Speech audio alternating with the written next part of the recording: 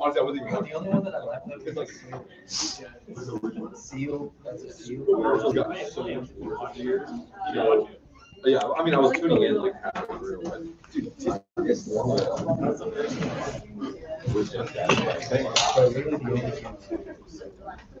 want to see Patrick cry again.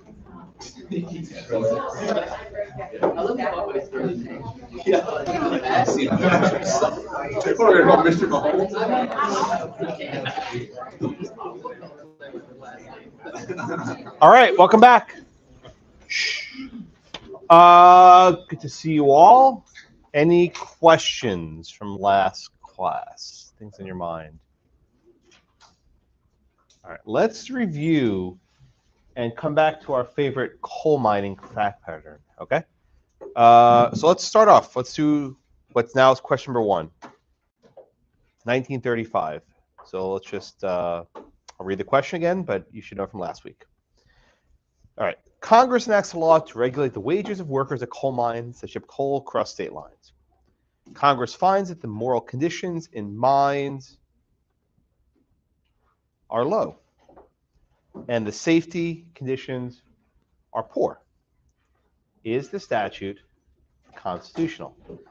Again, the year is 1935. And when you're answering this question, keep in mind what is the precedent or what is the test that would have prevailed at that time in American history.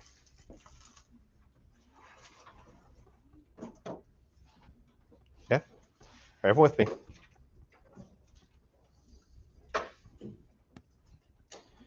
Okay, another 20 seconds.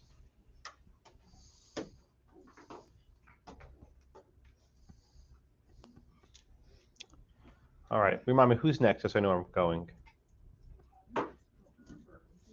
Someone's next. Okay, Joe, I appreciate your honesty. Okay, just give you another 10 seconds and I'll call on you, okay? Yeah, 1 year, the students never volunteered. Everyone's like, no, not me, not it. So the poor person that right over there was called, all right, we're back in the front of the room. And then actually they just started raising their hand. Okay, Angelica, what is your answer? First off, 1935, what case am I asking? What precedent am I referring to here? Check the poultry, correct. Okay, what was that case about? Just remind us. The chickens, yeah, the sick chickens. Well, it's too much of an indirect effect, the chickens and then big farmers. Correct. Schechter still applied the direct effects test, and that test asks, if you have some sort of local activity, does that local activity have some sort of direct effect in interstate commerce? If the answer is no, then Congress cannot regulate it. So, Angelica, what's your answer to number 1? Okay, that's correct. The statute is not constitutional. Okay, good. Whoa, 90%. Good. That means you're actually getting. The reason why I do these poll questions, I can see this chart. It's like, okay, you're actually following along. Unless you're all cheating and with sharing answers, but whatever. This is good enough for me. Good, very good. All right, Juliana, you'll be the next one. All right, but I'll just ask the same question to everybody else, give you a chance to answer. And please don't share answers; it defeats the purpose. These aren't graded, so there's just no reason to cheat. I don't even look at your answers afterwards. I really don't care. I mean, I care, but I don't care enough to look at them. All right, so the year is 1937. Same fact pattern. Okay, is this statute constitutional? Again, think of yourself, what case am I talking about, and what is the sort of test that we're thinking about?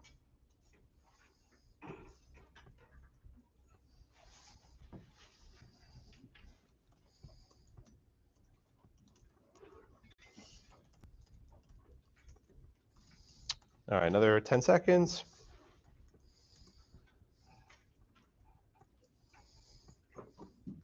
All right. All right, let's go to you, Juliana. What's your answer, my friend? Oh, it's constitutional. Tell me why, please. NLRB versus Jones and Laughlin, still correct. And what did that case say? Oh, that's such a good answer, right? It didn't quite use the language of substantial effects, at least in theory, to apply the direct effects test, but it more or less set the stage for Darby. That's correct. What's significant here is that this comes after 1936. So as a general rule, if you're after 1937, the court's going to uphold any federal statute, unless it's 1995, right? Between 1937 and 1995, give or take, everything gets upheld. So if you're ever like in doubt, it's constitutional, right? And this again is under Jones and Laughlin seal. Let me just make this easier. Shreya, 1941. What case am I asking about there? Darby. Yeah, what happened in Darby? It was where they said that the manufacturers was in interstate commerce, but the shipment of manufactured goods was. Good. So could Congress regulate the local wages and the local labor conditions because the goods will then be sent on to the marketplace of other states? What was Congress trying to do with the channels of commerce? What were they trying to do? A very specific phrase, Shreya. In Darby, they said we have to remove what from these channels of commerce? Or the stream of commerce, going to do a Civ Pro version. They can only regulate the. What are they removing from the channels of the streams of commerce? There's a specific word or words. Articles of commerce. Not quite, Taylor? Burden. Burdens. That's what I'm looking for, burdens. So the court says is these goods made in these non-union shops with these low wages can impose burdens on the channels of interstate commerce. And Congress can remove those burdens, can remove those obstructions. By the way, channels of commerce, Lopez, right? We're all building up to that, I promise. Like I swear this will all make sense to you after today, or maybe Wednesday, but this will all make sense to you, right? Everything's kind of just building up. Lopez sort of synthesized or summarized, 100 years of case law. It's an excellent decision as a teaching tool. Maybe you don't like it or not, I don't really care. But for a teaching point of view, it summarizes up, I think, quite well, right, of what the precedents that came before. It's actually, Rehnquist was a very clear writer. Same thing for Dole. He wrote that one as well. It's a very clear opinion. You don't maybe like it or not, but it's clear. You know exactly what the law is. The worst is an opinion where I have to struggle as a professor to tell you what the heck the law is. Those are the ones I don't like. Justice Kennedy, right? We'll get there, right? This stuff is clean. I can teach this one in my sleep. Okay. Maybe this is a dream. It's a simulation. I'm not really here. Okay. Do you know professors have the dream where you wake up on the first day of school, you're not prepared? Except I'm up here. Like I have the dream where like I come first day of class, like, oh my God, what am I teaching? I don't know what I'm teaching. And you have that dream, right? Everyone has that. You go to class, you're not ready. For life, you'll have that. That will never go away. And I have it almost every year. It's like, oh my God, someone had a fox case. What's a fox case? The fox, right? They would have me for orientation. I don't remember. I'm sorry. Yeah, I do the orientation every year. Okay, well, hopefully you learn the fox case. Okay. All right. Alexandra, 1942. What case am I asking about there, please? Wickard v. Filburn. Exactly. What was that case about, ma'am? So in that case, the court held that Congress can regulate local activity if that activity is exerting substantial economic effect on interstate commerce. What a perfect answer. Did you memorize that? That was very good. Can you say that again? Can I ask you? So Congress Please. can regulate local activity if that activity basically exerts a substantial economic effect on interstate commerce. That I couldn't have said it better myself. Right. Congress can regulate local intrastate activity if that activity exerts a substantial effect on interstate commerce, right? And it's not just, Alexandra, just what one farmer is doing. What are we looking at? Would it be in the aggregate? Perfect. Oh, perfect. We aggregate. It's called the aggregation principle, right? If we look at all the farmers nationwide. Now, we don't actually have to interview these farmers saying, hey, how much wheat you growing? How much wheat? You can assume, right? Congress can hypothesize. Remember that word, hypothesize, right? In theory, at least, if all the farmers in the country did what Filburn was doing, this might have a substantial effect on interstate commerce. It's almost like a game in like fiction, right? It's like, can Congress think of a scenario where this regulation is constitutional? And if you can think it, you can do it, right? If you can think of a scenario where this local effect in the aggregate, of this local activity, the aggregate, might burden interstate commerce, well then, you can regulate it. The court will never scrutinize, do you have any evidence of this? Right? Have you done like surveys of how many farmers there are, how much wheat they're growing? None that's needed. The court applies a very, I say deferential. What do you mean deferential? If Congress says it and it's reasonable, oh, that sounds good enough, right? That might be right. That's good enough. They're not going to scrutinize strictly how the Congress goes about their business. This is really the shift of 1936 to 37. It's like we're going to, hands off, if Congress thinks this is a rational, reasonable policy. Who are we as judges to think otherwise? Everyone with me? Conrad, you seem skeptical. You kind of like, I'm just thinking. You're pondering? Yeah, because this is really similar to the, was it the Knox v. Lee one where the broadest interpretation is what I was thinking. Right. Well, it's actually not quite as broad as Knox v. Lee, but it's in the ballpark. Let me just bring up my chart. I keep showing this one over and over. Actually, let me show you the pretty chart. Everyone watched the video for Lopez? I'm proud. This is my favorite videos in the entire library. You have no how much time I spent on this. Like I spent years on these videos. Not that anyone will care, right? Yeah, look at that. Right. So to go back to the question asked before by Conrad, right? If you look at where Knox is, it's quite high. And then if you sort of scan forward to, Schechter Poultry, Schechter, to be sure, is broad, right? But Knox is even further. Okay. But then we go even further to Wickard. Wickard is high, but not quite as high as Knox, but it's like in the same ballpark. This is why this chart, which is now in much more beautiful form with colors, is a little bit easier to follow. Okay, everyone with me? All right, let's go back to these questions. Short answer. Let's do question number, I guess the numbering doesn't make any sense. Question number 2.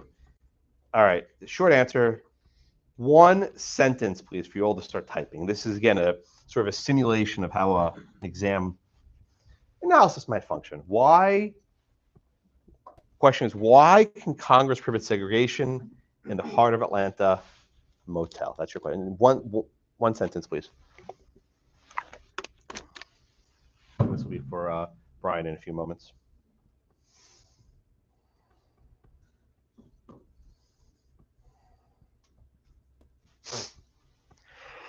Excuse me.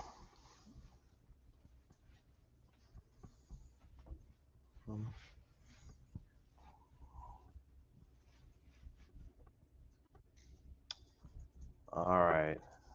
Only 4 people respond. Okay, another 30 seconds. Give you a little more time to type. I know you all text very fast. I've seen you do it. I know it happens.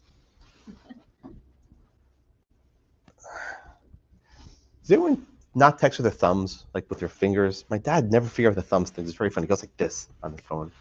Do they still teach you to type in high school on an actual keyboard? Is that something you learn? I did. No? Does anyone type with 2 fingers on their keyboard? Don't raise your hands. I'm sorry. That's embarrassing. Middle school. Yeah, we used to. Yeah, I took typing in middle school. I was over 100 words at my peak. I was very good. I've slowed down. Autocorrect has killed me. All right. Brian, you guys keep typing if you're still typing. What is your answer, sir? The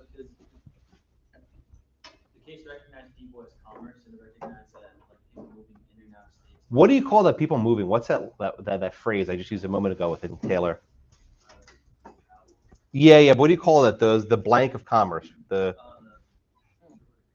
things with a C. Channels. Yeah. And what was Congress trying to remove from those channels of interstate commerce, Brian? Obstructions. That's Taylor's answer, right? So, what is the barriers to the interstate channels of commerce in this case? Yes, sir.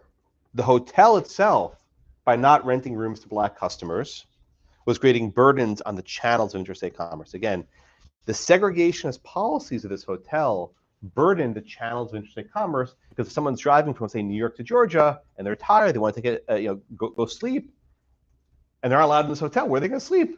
What are they going to do? They can't keep moving if they can't sleep. So the thinking is to free these channels of commerce of, wow, you both just drank and sing and put down at the same time. That was actually kind of weird. It was totally synchronized. So to keep the channels free and flowing of commerce. Okay, good. I was thinking a simulation maybe, like in the Matrix. Anyway, so keep the channels of commerce flowing freely. You need to have obstructions removed. And one of the obstructions in this case was the segregated hotel. To be sure, the segregated hotel itself was not interstate commerce. They didn't ship rooms across the state line, right? They weren't doing business. They did advertise out of state, but this is about the channels of commerce, right? The channels, the roads, right? Think of like the ship channel, right? It's a road or a method of transportation within a state, but that connects interstate markets. Everyone with me? Okay. Let's do question. Oh, okay, I forgot to turn this one off. Question number 3, and this will be for Ryan in a few moments. Question number 3, short answer. Just type your answer, please. Why can Congress prohibit segregation in Ollie's barbecue restaurant? Why can Congress prohibit segregation in Ollie's barbecue restaurant?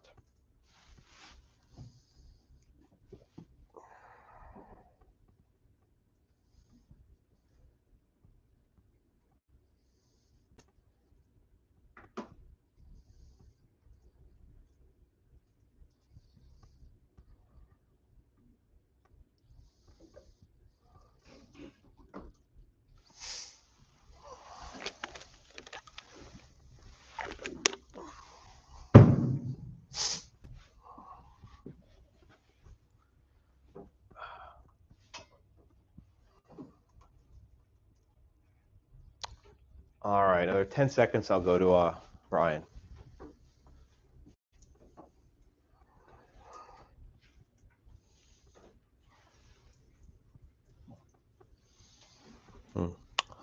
All right, Ryan. What is your answer, sir? So, substantial portion of the food that travels in interstate commerce, Correct. and the court found that essentially the food like retained that quality. Good answer. That was a jurisdictional hook. Perfect. Oh, you guys are learning this. This is actually rewarding. This doesn't always happen like this. This is good. It's all sort of clicking. Correct. In Katzenbach v. McClung, right? This is the Ollie's barbecue case. The court said that the food travels in interstate commerce, and that's sufficient hook, a jurisdictional hook. What do you know by that? It's basically how can Congress get their claws, right, their hook inside this restaurant? It's because food itself travels. Even though the thing that they're trying to deal with, the service of segregated restaurant service, that is not traveling across state lines, and they don't advertise across state lines, and people aren't traveling there from other states. None of that actually matters. All that matters is that the food and the utensils and the ovens and other things they have were traveling across state lines. Now, if you think about the jurisdictional hook, that goes, Katzenbach, that goes even beyond Wickard, right? Because it's not just whether your own goods could have an effect on interstate markets. It's do the goods and stuff you're using come from interstate markets, right? So it's going even beyond what the New Deal Court did. The Warren Court expanded it further. Yes, Stephen? Don't they also use the aggregate principle? Oh, yeah, they do. So you can basically you can aggregate hooks, right? That if all of these local restaurants use food from out of state, in the aggregate, that could have an effect on interstate commerce. So it's like throwing everything in the kitchen sink together. And I'll go one further. They speak of a rational basis standard, and that may not mean much to you yet, but we'll talk about the rational basis standard later this semester. When you use the word rational, you think, oh, does that make sense, right? It doesn't have to be the perfect answer, even the right answers. It doesn't make sense. Could Congress assume that all these segregationist restaurants have some effect in commerce? Yeah, they can assume that. They don't show any proof. That's enough. So if you combine substantial effects with jurisdictional hook, with a rational basis standard, it means Congress is going to win. That there's almost no room for the courts to scrutinize the law that passes through the legislature. Right? You sort of lump, I mean, really, Katzenbach lumped everything together. Everything in the kitchen sink, as it were. By the time you get to the 1960s, 1964, 65, the courts are saying, like, leave us alone. If it goes through Congress, that's good enough. We're not going to be second guessing it. And that's a rule, right? That's a rule that you can apply. It doesn't make it right or wrong, but it's a rule you can apply. But it sort of departs from the earlier notion that there were certain limits on what Congress can do. This is saying we're not going to do it.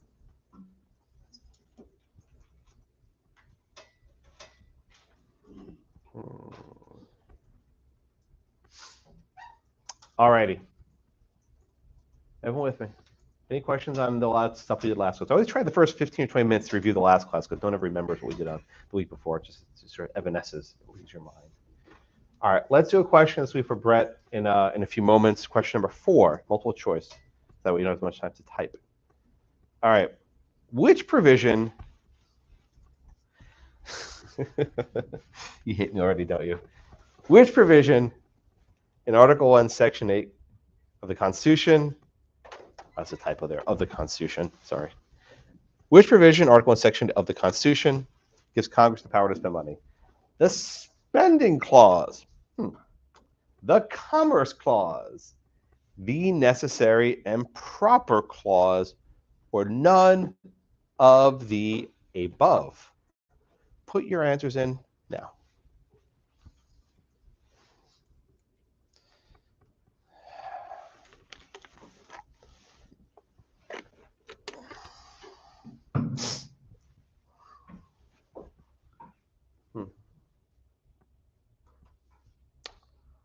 All righty. Brett, what is your answer, sir? I'm gonna go with the D here. None of the above. Yeah. Okay. So Congress has no power to spend money. Not explicitly, because that's like there's no explicit grant.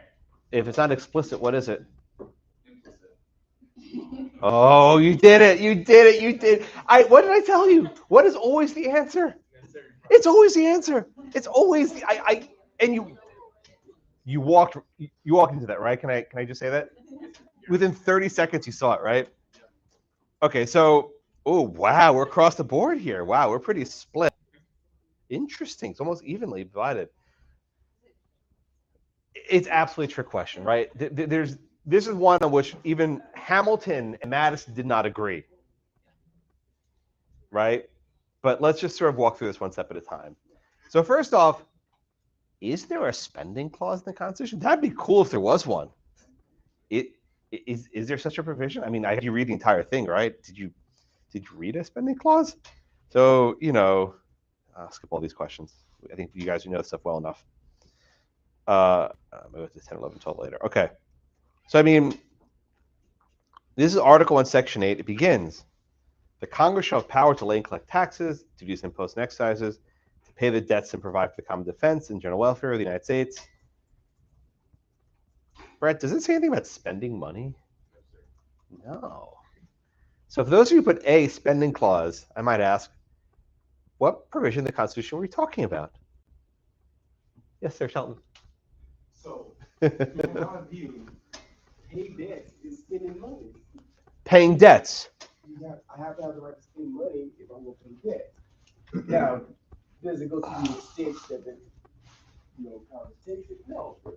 Some spending money. So giving money to the states, is that paying a debt? If you have a debt to the state. But No, there's no debt. Giving money to the state, no, because you're paying back the debt. Yeah, no, there's no debt. You're giving money, for example, with the case of giving money to South Dakota for the highway funds, right? Is that paying a debt, sir? No, I don't think that is constitutional. How's that not providing for the general welfare? What does provide mean? Does it mean passing laws? Does that mean spending money? I mean, It could. it could. So it's not express. It's there. So what clause are we talking about then, Laura?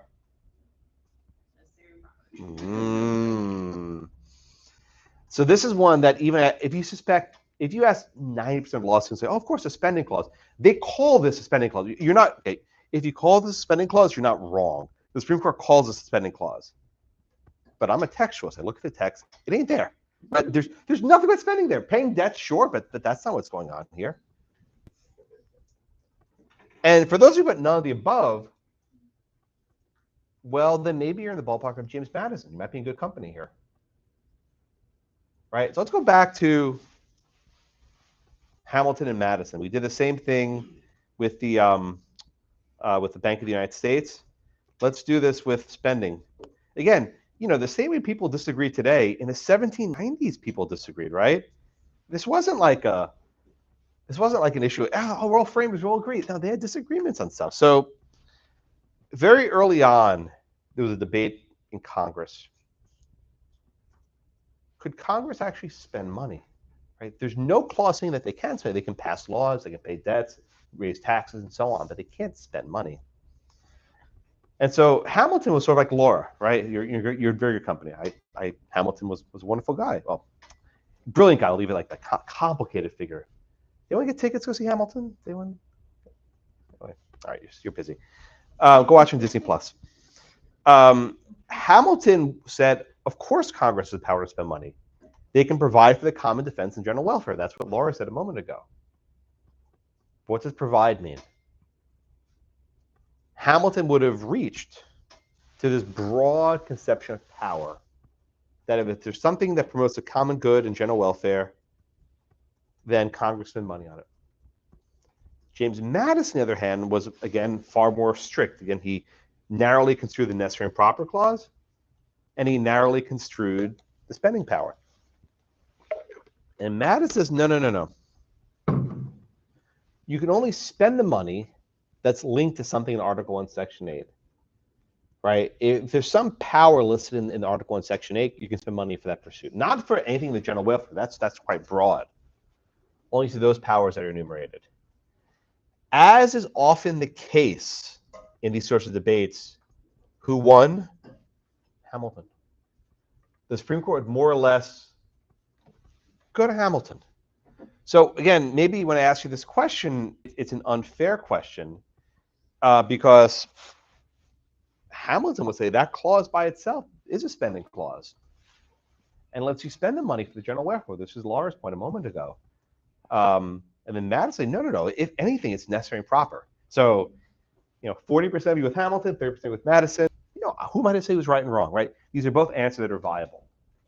And frankly, the Supreme Court's kind of gone with Hamilton. So if you got A or C, I'm not going to be happy. So, Brett, I'm sorry, I was mean to you, but you were just next in line. I'm sorry. If it was Carolina, you're next anyway. Okay, so these are these two conceptions of spending power. Now, why does this matter? You all hold the expression, there's no such thing as a free lunch, right? If anyone wants to give you lunch, they want something in return, trust me. Trust me. Anyone says, oh, let me pay for that. There's an expectation. Trust me, if you think this free, there's not. Now, it might be benevolent. Maybe someone gets a benefit from helping people. Like charity is a good thing. You will all be hopefully wealthy one day. You'll give charity. It makes you feel good, makes you feel rewarded. But you still have some sort of internal benefits, rational for you to give charity, right? When Congress gives money, there are strings attached to it. Carolina, what do I mean strings attached to money? What do I mean by that? Is that what they talk about like in Dole? You tell me, what does it mean to have strings attached to money? So it must be like reasonable. No, you're going, well, just in general. When Congress gives money, do they just say, okay, here's some money, go do whatever you want with it? Why does Congress give money to the states? Oh, that's, I'm sure, what they'll say in the press release.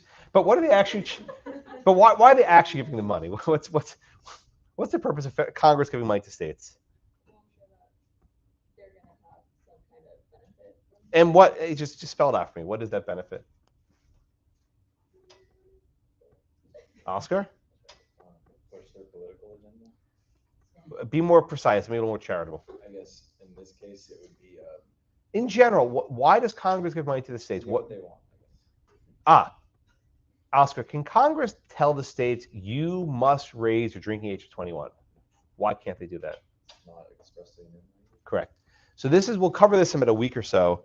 Congress can't issue orders to the states. You might think they can, they actually can't.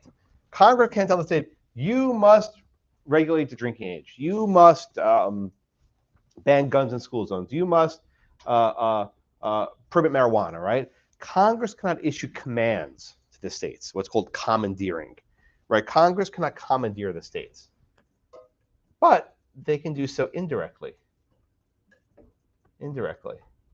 Shelton, how can Congress use its spending power to indirectly command or commandeer the states? By leveraging their ability to withhold funds. Oh, yes.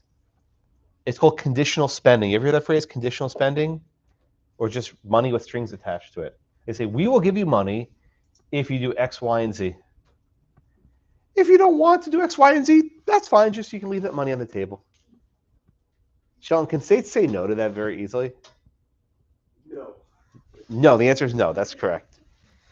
And think of it this way, right?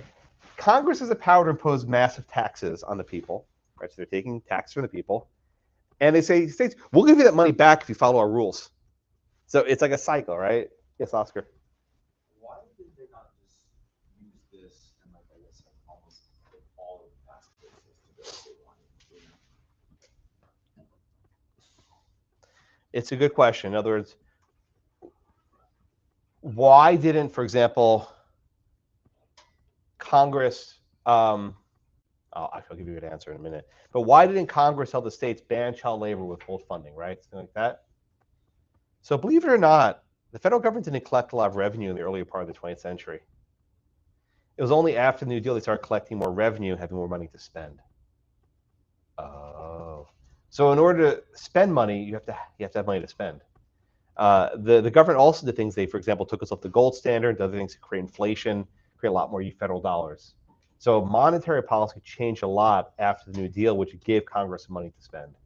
Does that make sense? Yeah, because like after the 16th Amendment was passed, I'm guessing they were able to collect a lot more. In the 20th century, the amount of revenue coming to Washington increased significantly, which then allowed to then use that to induce the states to do their own bidding. Okay, so again, just to recap, the spending power, right? The spending power is significant because Congress put conditions on how money is spent. They can say, okay, you want highway funds, right? You want funding for hospitals. You have to follow our rules. And the fact is, most states lack the power to resist because they're too afraid of losing that federal funding. Or in other words, once you become dependent on federal money, it's very hard to turn that down. The spigot is turned on, and you will keep drawing from it. And then and this maybe answers Oscar's question. Congress may start with very mild programs initially, but once it started working, like, wait a minute, we can do more of this, right? Let's do more and more and more and more. So effectively, Congress can regulate the states by virtue of the spending power.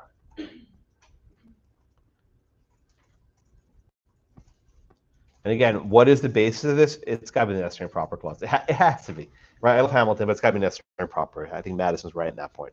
But it's a very broad conception of necessary and proper. It's my favorite slides in the entire series. I love this slide. I love this one. Okay, everyone with me so far? All right, Elizabeth, can you give me the facts, please, in South Dakota against Dole?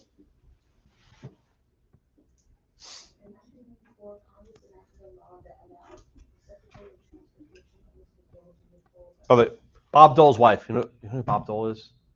Senator, presidential candidate. He was a pharmaceutical spokesman. No, go on. That joke fell flat. All right, I'm gonna excuse myself out.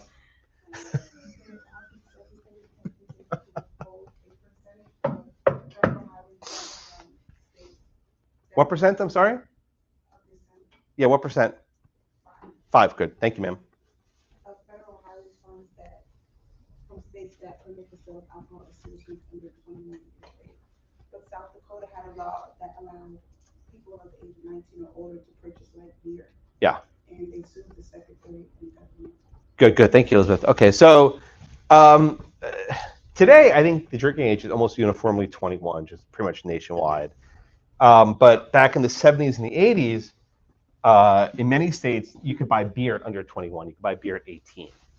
In fact, anyone pay attention to Brett Kavanaugh's confirmation hearing? He was like, well, it was legal to buy beer in Maryland in the 80s, and he was correct, right? That was actually legal.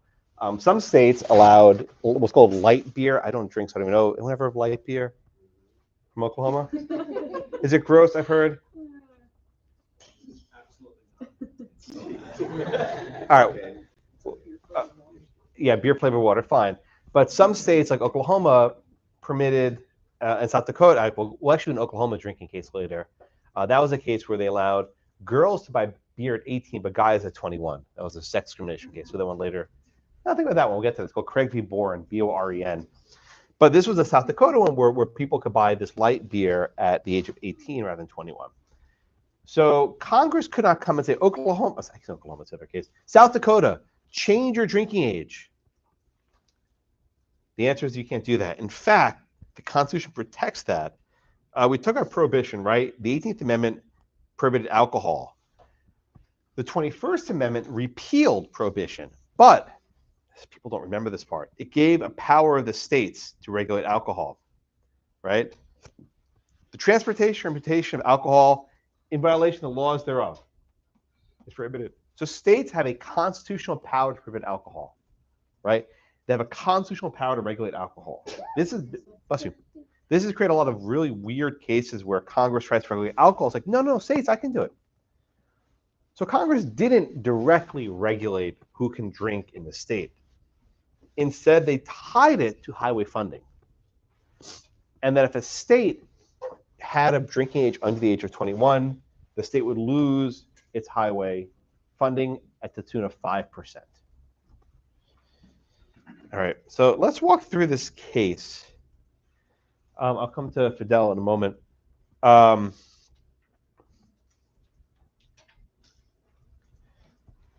The Chief Justice, this is Chief Justice Rehnquist.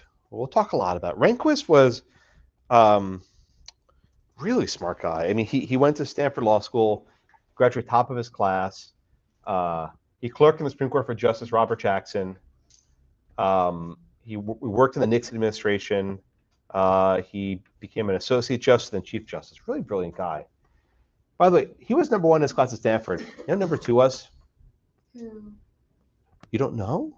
I'll give you a hint. She was in dissent in this case. Oh, O'Connor. Yeah. So O'Connor and Rehnquist went to law school together at Stanford, and he was number 1. I think she was 2, maybe 3, but I think she was number 2. So another fun fact, they dated. No way. Oh, it gets better. So it was long known that they dated when they were in law school. That was like, people knew about this. No, serious was. He proposed to her. He proposed to her, not in person, ready for this? In a letter on Supreme Court stationery. So you're for this? Oh, you're laughing. Oh, wait till we'll give you the next one's better. He proposed to her on a Supreme Court station. I was like, Sandra, I think it's time we should get married.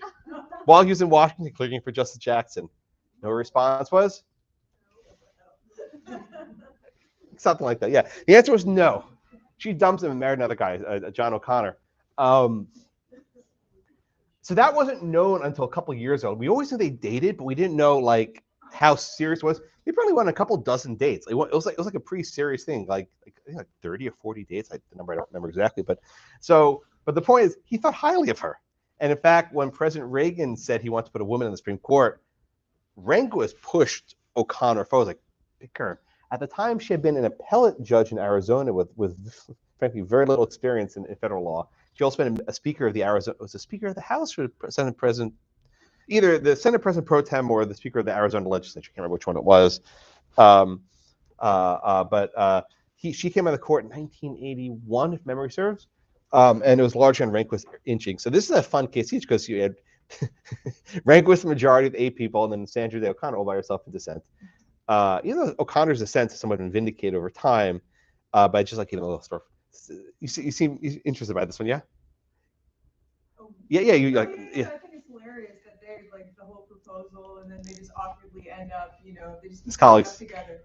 Yeah. So there's another case he'll do in First Amendment. Maybe you won't anymore. It involves internet pornography, and from the 90s. This is a true story.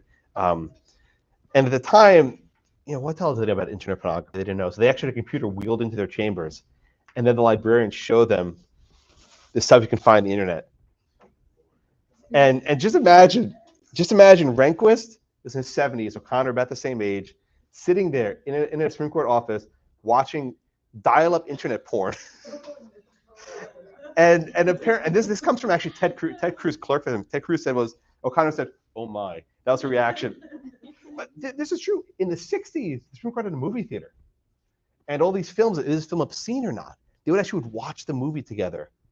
All these guys would sit there in the movie theater at the Supreme Court watching the porn to see if it's obscene or not. I swear this is true. What? No, it's true. Oh, you know when you see it, that's it. And then Justice Black thought that everything was protected by the Constitution. He never watched. Like, it's all constitutional, all protected. Anyway, guy went from Bob Dole to Viagra to porn. I don't. This is not expected today. It's like marijuana in a bit. Anyway, are you with me? Hi YouTube. Right. So Fidel, you've been waiting so patiently, so respectful, just seeing the waiting. So the Chief Justice identifies 4 restrictions. He acknowledges there are 4 restrictions on the spending power. Can you please tell me what those restrictions are? Okay, let's stop there. All right, where does he get this one from? That it must be for the general welfare. Where does this one come from? Yeah, where did Hamilton get it from?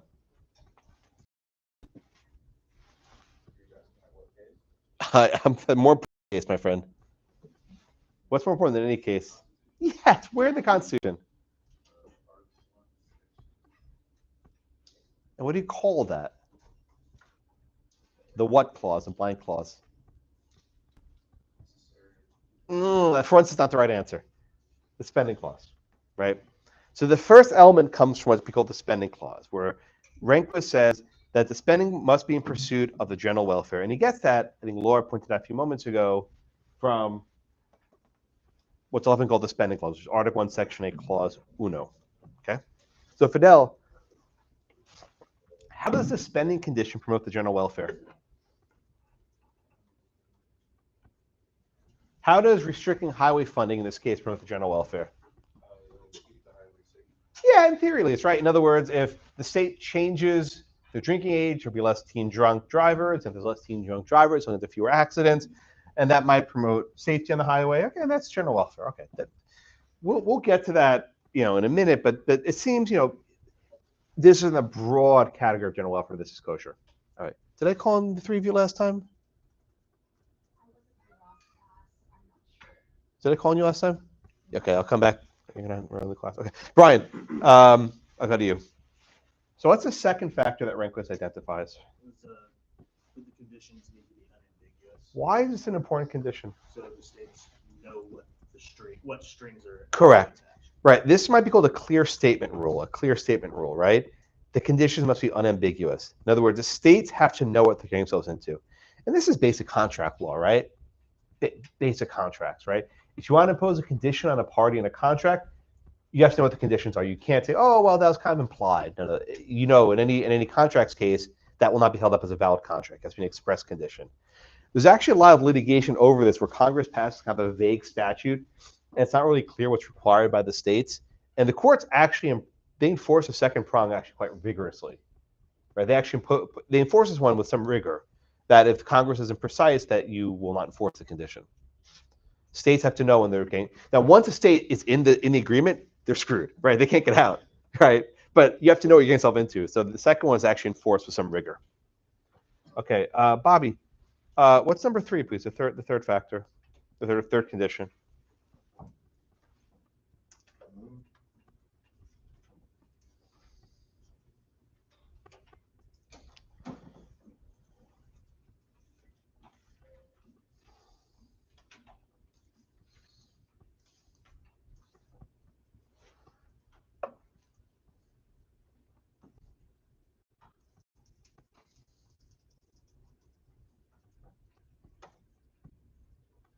Do you have it?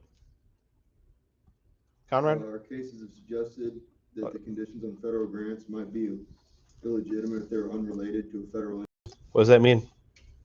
Enumerated power.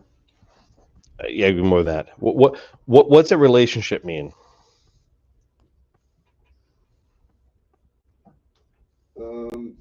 They have to be just either directly or indirectly related to it. Well, which one is it, directly or indirectly related? Sorry? Which one is it, directly or indirectly? I would say directly.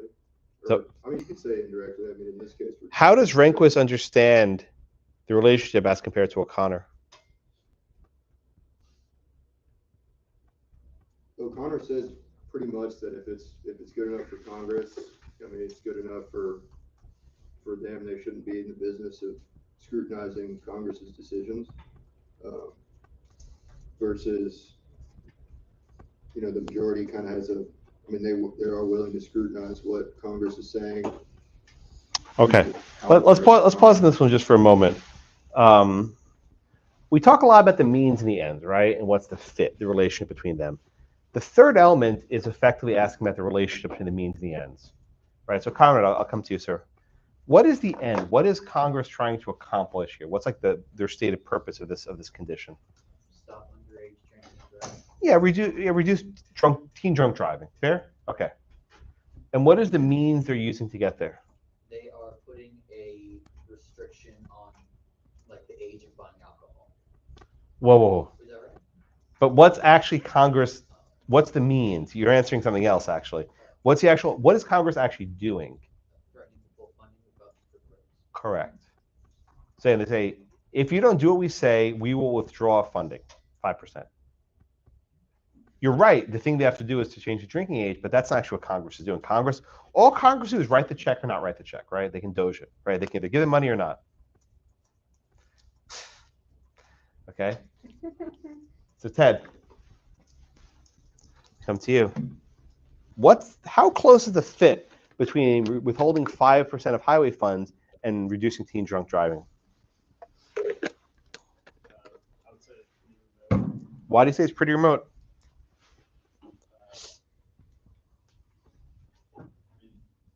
The act of somebody drinking alcohol,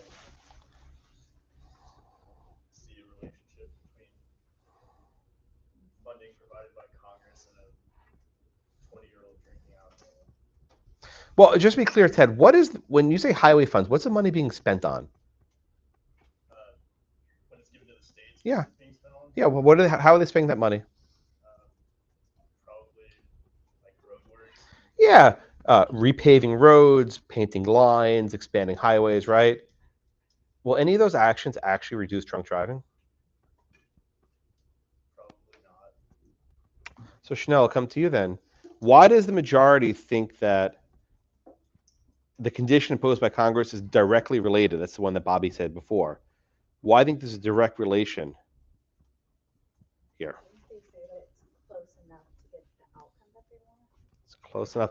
So it's like drunk driving, highways, close enough. Is that what they're saying? I think they're just using it to get the state to do what they want without overstepping their powers. Are you persuaded by this? I'm not. Okay, tell me why not. I kind of agree with the dissent that they're too far apart. Why? Okay, so it comes to that. Why is O'Connor's dissent think they're too far apart? I think she says that it expands Congress's powers too much. But you're right. But I'm asking why is the relation between the means and the ends too remote, too far? To use Teddy's words. Because the actual money for the highways is not what is affecting the outcome. Good, very good. Okay, I think we got this. So think of it this way, right? The biggest disagreement between the majority and the dissent is in the third factor. The fourth one I don't even care about. Right? The 21st Amendment, I just don't care about in this class. Number 3 is where all the action is. 1 and 2 also don't really matter. 3 is basically all that matters. Right? What is the relationship between the means and the ends? Choosing this type of cement versus that type of asphalt, right? How you spend the actual money on highway funds doesn't really relate to drunk driving. If you say, well, it's in the same ballpark, that's enough. O'Connor would require what she calls germaneness. You ever the word germane? Not like a German, like the country, right? Germane. Germane. Germane. Germane means how close is the fit. And what O'Connor would say is if you're regulating how highway funds are spent, right? That's okay. Say, we'll give you this highway funding if you use this type of asphalt, right? Or we'll give you this highway funding if you use this type of paint on the roads. Or we'll give you this highway funding if you use this type of green signs for your highway signs, right? That's fine, right? When you're regulating the thing that the money is connected to, that's okay. But when you're regulating something else, it's we'll give you highway funds if you pass this other law unrelated to highways. She says that's too far. So it's the germaneness requirement they disagree upon. Yes, go ahead. The majority says that it's directly related. They use the word direct. That's why I gave Bobby a hard time a minute ago. Do you think it's direct? Well, I mean, I don't agree with like how they did it, but they said it's to promote safe interstate travel, so therefore it's directly related. Yeah. Nuclear highways and interstate travel. Right. It's the difference in the majority and the dissent is how close does it fit. O'Connor says this is not direct. Rehnquist says, yeah, there's a direct relationship between highway safety and the drink driving laws.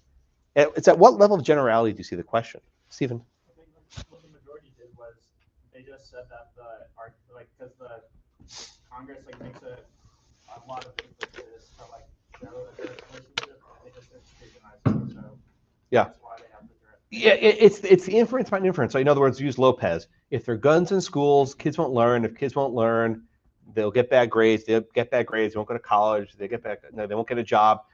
Economy, commerce, right? It's how many inferences can you loop one on top. That's Breyer's dissent to Lopez, by the way. It's how many inferences can you jump one on top of the other. O'Connor will say, look, I want a direct relationship. The majority says, well, this is direct, 4 chains of inference.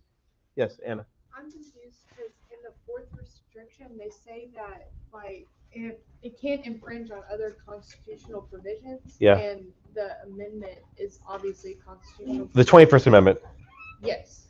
Yeah, this is one that only Brennan and O'Connor care about. The majority doesn't really care about the 21st Amendment. It's one of these weird things they just don't want to talk about. Okay. You're right. I think O'Connor's probably right in the 21st Amendment also. Right. There are a lot of cases where Congress has to regulate alcohol, and this issue comes up, and they're like, we just don't want to talk about it. It's a weird thing. You're right. Okay. I can teach you at the 4th element, but it doesn't really matter. Yeah, because they don't even take it into consideration. They barely mention it. They say it. That's Yeah. why I'm confused. They say that it can't infringe on other rights. You are in the correct. Constitution, and the states were given the right for the 21st Amendment. Spoken like a true state's alcohol distributor. Yeah. Yeah. The state alcohol distributors, they love that. That's their favorite thing in the world. Yeah. You wonder if we're a dry county, by the way? That's 21st Amendment, by the way. Why do you have a dry county? Right. 21st Amendment. Yep, Congress can't stop that. Yeah. Yeah. Got it. You're welcome. Who else is dry county? Which county? Gordon County, Where is that? kind of south of Lubbock. Is there a liquor store right in the border of your county? So in the town next over, which was at one point a dry county, they made a town 5 miles away outside of Lisa, literally, so they could all go by. Same? Ours is right on the county line. Usually it's right on the county line, It's really rickety, sketchy liquor store. but it's there. Everyone knows where it is, right? Yeah. Okay, very good. All right, so I'm going to skip the 4th element, notwithstanding what Anna was saying. She makes a fair point. It's the 5th element that actually was significant, and it would matter much later with the Obamacare decision. Lauren, are you next? Okay, good. You're patiently waiting, I say. Okay, what is the 5th? Oh, what's the movie, The 5th Element? That was a good movie. Bruce Willis. It was not The Sixth Sense, The 5th Element. There is The Sixth Sense, Bruce Willis. It's The 5th Element. It was Mila Jovovich and Bruce Willis. Excellent movie. I watched it recently. Rewatch it. Fantastic. It's a science fiction movie in the future with aliens. It's very cool. Lauren, what is the 5th element here? A condition becomes unconstitutional when the financial inducement turns into compulsion. What does that mean, Lauren? I think that means the coercion would make the state legislator comply with the condition. Yeah. So I'll use an example from our next class, right? A robber walks up to you, puts a gun to your head, says, your money or your life. Do you have a choice? I mean, you could say, I will not give my money, he'll shoot you. Is that really a choice? Yeah. Something like that. In other words, if the inducement, if the pressure is so great, so significant that you lose out and you can't actually make a rational choice. Think of duress in contract terminology, right? Remember the duress doctrine, that if that the conditions are so harsh that you can't say no, is that a fair and valid contract? I think the answer is no, right? So if pressure, it's not just pressure, it's compulsion. You have to. You put a gun to someone's head, they sign the contract, that is not a valid contract. Now the rub is here. How much is too much? 5% seems like a big amount of money. Brent was, no, it's no big deal. The states can turn the money down. The states can't turn the money down. They can't do it. And the harder one is this. Let's say that a state enters into a program like Medicaid, right, to provide health insurance for poor people.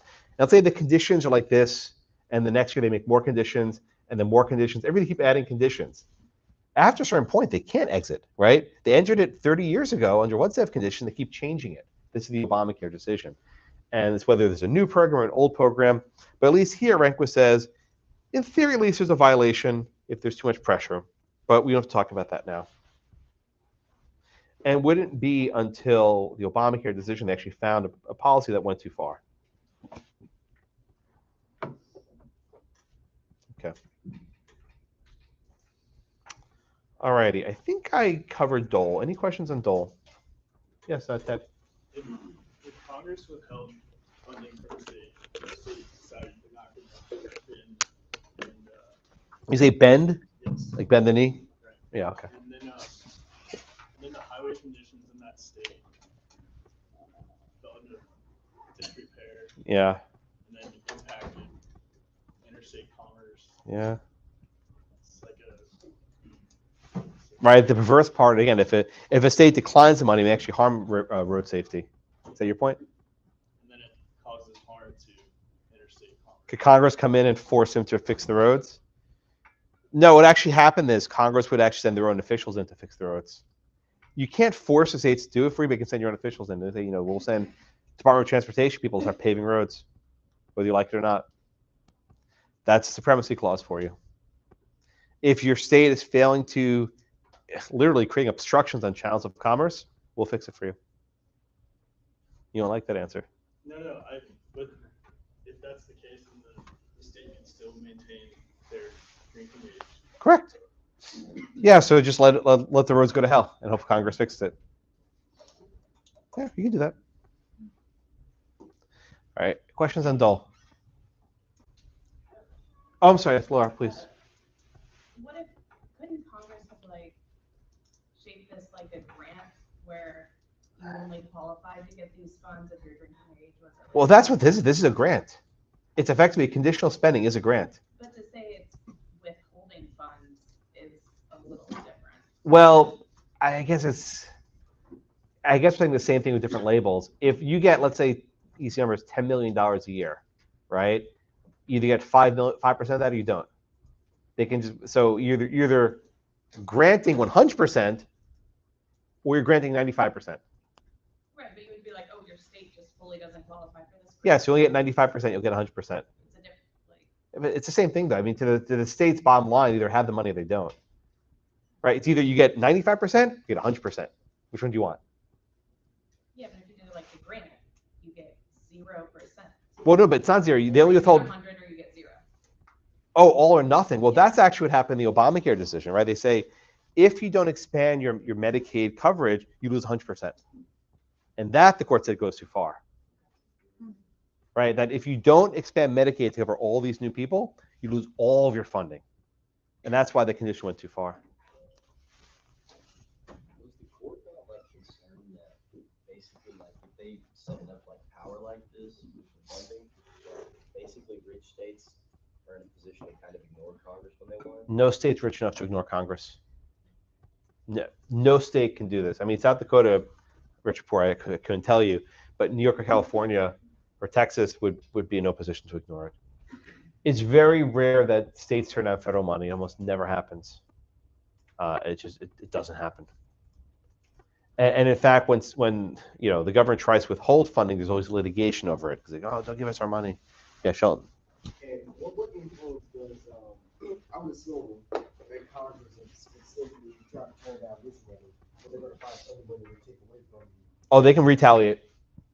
So Yeah. Is that often the case? And then I guess, does that litigate or do you have to apply it? You have to bend. Right. There's when Congress has broad spending powers, the states are really at their mercy. Right. I mean, Department of Education, right? Congress can't tell the states how to regulate schools, but they can withhold funding if they don't regulate schools the right way. I mean, you'll talk about segregation and Brown v. Board of Education. Brown did not segregate schools. That's a myth. It didn't happen. Spending programs did. It's like, you want federal education dollars? Open up your schools. Desegregate. That's actually, money talks, right, as they say. That's what happened, not Justice Warren, right? You can say, oh, Brown, lovely. It was spending. The spending power helped to desegregate schools. You want money? Have busing, right? all these policies came from spending policy, from federal spending. It was not this. The courts did stuff. I don't know if they did it, but it was really the money that helped push people over. I mean, after Brown, a lot of schools are shut down. So we're just not going to have schools anymore. We're going to make all these whole private charter schools, right? We're not going to have schools anymore. You're not subject to the 14th Amendment. Money is what did it. Bobby? Do you think there's an argument to say that when you tax South Dakota, for instance, and then don't return the taxes and roads, you're kind of like Yeah. uniform throughout the United States? Yeah, but we have an income tax amendment, my friends. It doesn't have to be uniform. Yeah, that's true. Right? Under the original Constitution, taxes had to be uniform. That was in the compromises. But then we had an income tax amendment that doesn't have to be uniform. Yeah.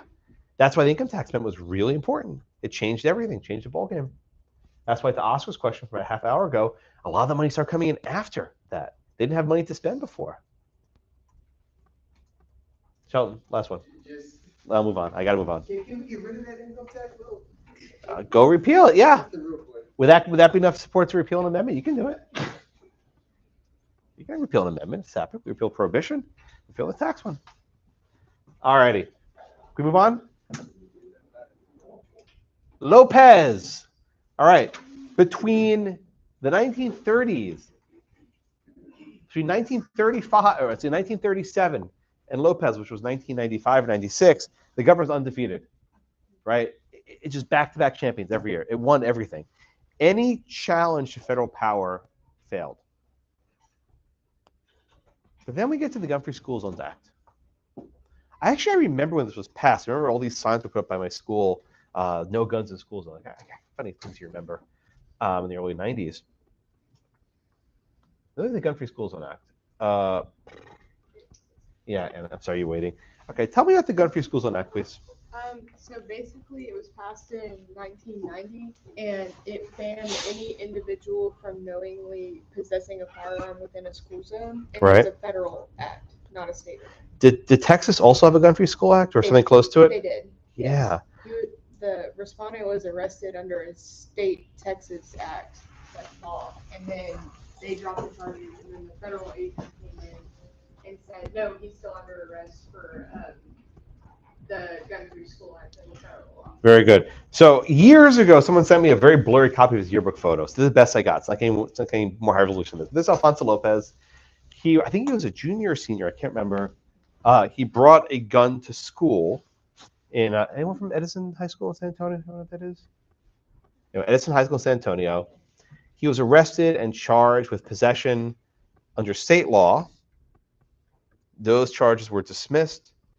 He was then arrested and charged under the federal law, and they dismissed the state charges, right? In other words, the state's like, we're not going to waste our time prosecuting this guy. The feds got him. It's free, right? We take the credit for the arrest, and then the feds can pick up the tab. That's how it happens every day. Now, I'll just pause here, right? So you might guess Mr. Lopez did not have a fancy lawyer, right? He didn't have a lot of money. He was represented by the federal public defender. If you know what that is the lawyer that you get when you can't afford a lawyer, right? The state provides them for you. The federal government provides for you. And let's just say that you were the federal defender. Chelsea, I think you're kind of next. So let's just say you're the federal public defender. Congratulations, they appointed you. And you have your client, and he's just been arrested for having a gun under this new statute. And you also know that for every case the last 60 years, the Supreme Court said federal government can do whatever it wants. What's your advice to your client? So as a public defender, thinking like the scope of work and the amount of time I have. Yeah. You might be like, "Let's play it out." Take a plea deal. But if I know that this is not right, I might say, let's push it. How do you know that, Chelsea? How can you possibly know this is 1992 and 93? Like, You know what's going to happen. Maybe I did so good in con law and it triggered something. Oh, man. Was I your professor? Maybe. I don't know. Right. So you gave me a very good answer. Thank you, Chelsea. Very good. So it's actually, yeah, I had this guy professor, right, with the short hair. Looks much better than me, right? What do you do, right? You're a PD, you're a public defender. You have a million cases that you're working on, right? You have so much work. Your client's looking at jail time under this new statute. And you might just like, look, my guy, You did it. You're dead to right. You're guilty, right? You're not getting acquitted. Your only hope is that the U.S. Supreme Court declares this law unconstitutional. That's your hope, right? Who the heck thinks that's even possible? This guy's lawyer did, right? And I think he's still alive. I emailed him years ago, didn't reply. That's fine. But it was a PD who set up this case, right? It wasn't, a constitutional litigator. It wasn't like, a ACLU or anything. This was just a public defender who said, oh, I paid attention in con law, and, I paid attention, and maybe I can make some new law. The court's a little more conservative now. We have some new members of the court. Maybe we'll see what happens. But I mean, you're rolling a dice with your client's liberty. Just be very clear. When you choose to go to trial, you get a higher jail sentence. If you take a plea deal, you get a reduced jail sentence. Maybe, was he 17, 18 years old? Will he be out before the age of 30? I don't know. You're messing with your client's liberty, but for whatever reason, decide to run it, and they did it, and they won. So I want to walk through the Rehnquist opinion, which again, it's whether you like it or not, I actually don't care. It's a good teaching decision because I think he lays things out very clearly, which is more than I can say for most opinions in this book. And Rehnquist sort of explains how to understand federal power. Okay. And what Rehnquist explains is that the Supreme Court's cases fall into these sort of three categories. Right? He tries to synthesize or summarize all of the court's cases. Now, Rehnquist says these are all exercises of the commerce power.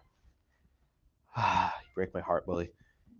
They're necessary and proper cases, right? All these are necessary and proper. The Commerce Clause only says you can regulate commerce itself. This is other stuff. It's channels, instrumentalities. This is all necessary and proper. So when the court says, can't reach it, commerce, it's really talking about necessary and proper.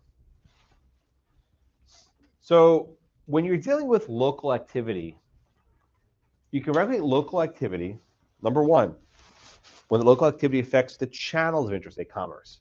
This is Darby and Heart of Atlanta. If some sort of local activity creates burdens or obstructions in interstate commerce to channels, you can remove those obstructions, remove those burdens.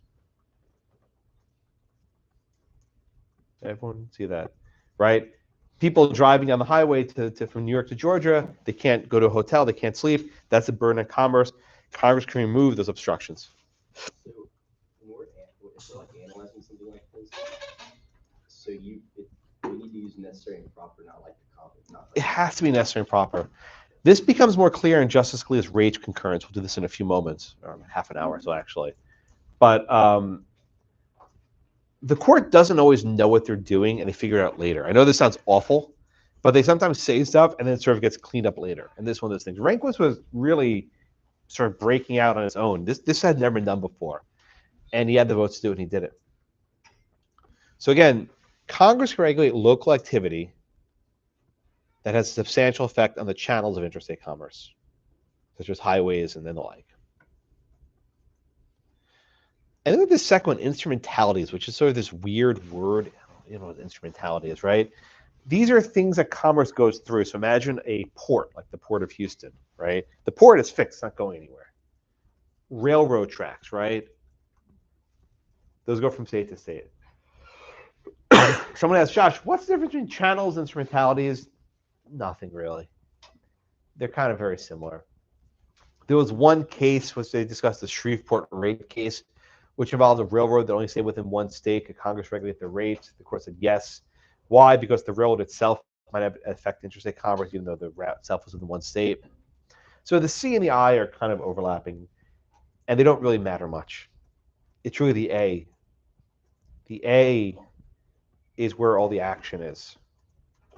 Activities. Congress can regulate local activities that have a substantial effect on interstate commerce. This was, Alexandra told me this a few minutes ago, right? Congress can regulate local activities that have a substantial effect on interstate commerce. But here's the key, here's the rub. What type of activities what type of activities are under consideration? Any activity? Go ahead, Brenda, you're almost next. Correct. economic. The thing that Rehnquist does here that is so significant is he puts activities in a category of only economic activities. In other words, you only focus on local activity that affect interstate commerce if the activity is economic in nature. Again, you only focus on local activities that have substantial effect in interstate commerce if the local activity is economic in nature. Everyone see that? So, Anne, in Wickard, let's start with Wickard, our favorite case.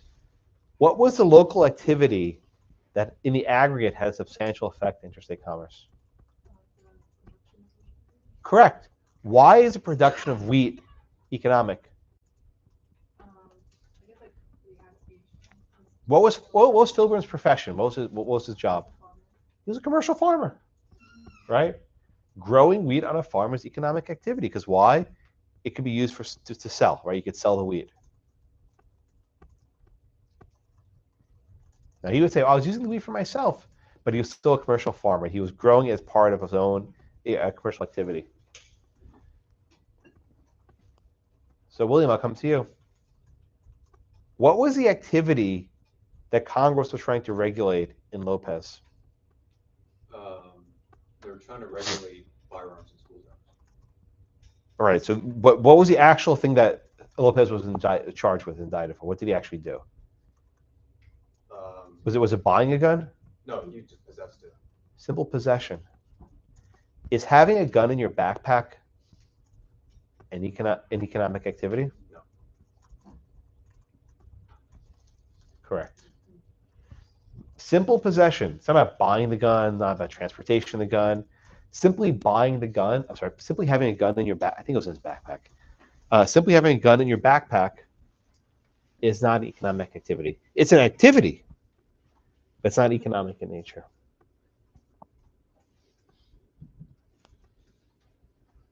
So, Michael, do we even apply the aggregation principle to this case? Why not? Because it's not even a commercial activity. Economic. You're not wrong. Just use terminology. You're right. We don't even get to aggregation. We don't think of, wow, if all these other kids brought their guns to school, look at all these effects will have on education and the job market. That's what Breyer does in dissent. It's like, no, we don't do that. If the activity is non-economic, we don't even get to the aggregation principle.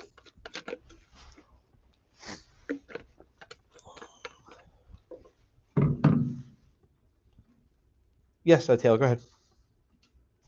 Are there certain steps in order in which we should analyze it? I know it's commerce. What do you mean steps?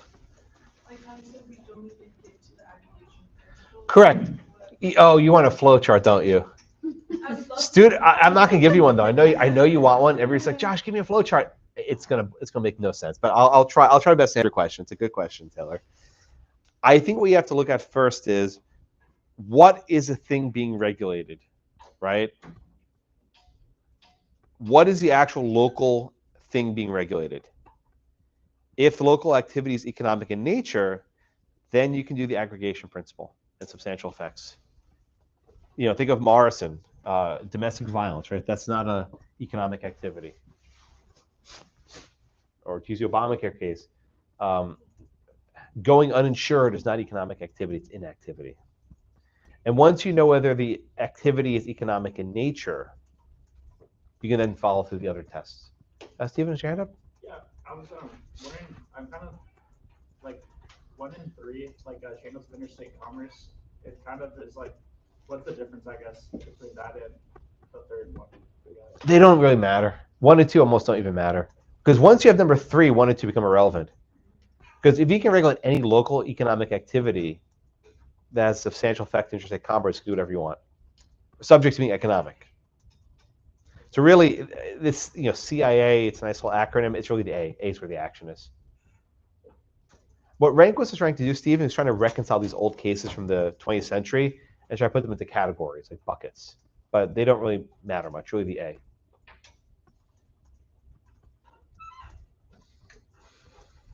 Now, why did the court adopt this economic restriction?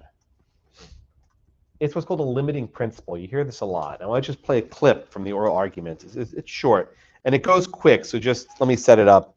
The lawyer for the government is a guy named Drew Days. He actually died a couple of years ago. He was a Solicitor General. And they're asking both Ginsburg and Scalia, what's your limiting principle? In other words, if you can regulate any activity, what can Congress not do? And you have an answer. And when you go to the court and you have an answer for your limit, the court will make one up for you. And here, the limit they made up was the activity must be economic in nature. Let me just play this clip. It's short. Limits existed on the scope of Congress's powers. During oral arguments, Justice Ginsburg asked the Solicitor General, what are the limits then? What would be a case that would fall outside? After an uncomfortable pause, he replied, I don't know. Justice Scalia then interjected. Don't give away anything here. They might want to do it next. What's Scalia saying there? In other words, if you can't give us a limit, that means sometime later come back and try to do something else, right? In other words, if you're like, this is as far we'll go, but we won't give you a limit, they'll go further in the next case. So even Scalia and Ginsburg, who didn't agree on very much, saw that the government had no good limiting principle here. But maybe that's because of the New Deal cases, they didn't have to have one. If you look at a case like Katzenbach, if you combine substantial effects with aggregation and a jurisdictional hook, there is no limit, right? So in fairness to the government, they never had to articulate a limit in 60-something years.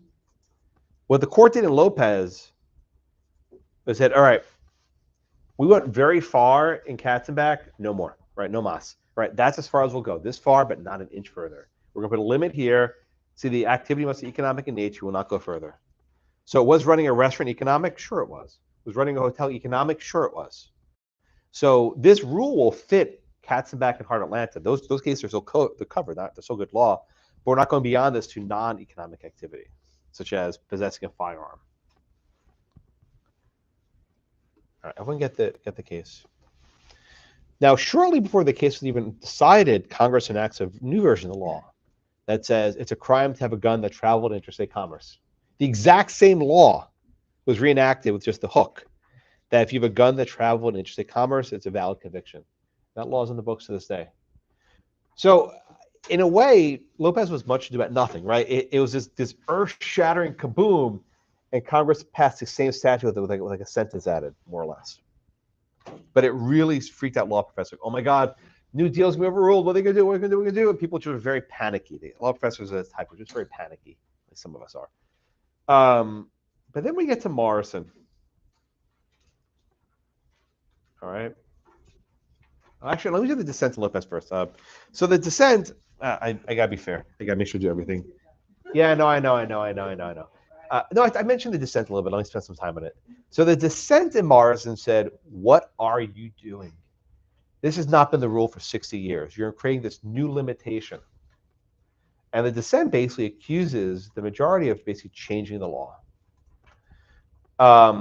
They say there's no requirement that the activity must be economic in nature. Rehnquist replies, says, well, actually there is, right? In Wickard, what were they doing? Commercial farming. But was that expressly stated? Maybe, maybe not, right? There's some language in Wickard about economic activity, but I doubt Robert Jackson had that on his mind. Jackson was focused mostly on giving the New Deal broad powers. Justice Breyer's dissent would have applied what he basically calls a rational basis standard. What do I mean by that? He says, well, look, if there are guns in schools, kids won't learn well. If they don't learn well, they won't go to college. If they don't go to college, they won't get jobs. If they don't get jobs, it affects the interstate marketplace. So there's a direct relationship between guns in school zones and the economic marketplace. That sort of sounds like the highway driving case, right? The drunk driving issue. While Rehnquist, sort of curious, applied a very flexible, rational basis standard for the South Dakota case, he applied a very rigorous standard for the gun case. And I think without question here, he's had more votes. He had Justice O'Connor and Justice Kennedy on his side. That's all he needed to get to 5. It was a 5-4 decision. Very controversial. Okay.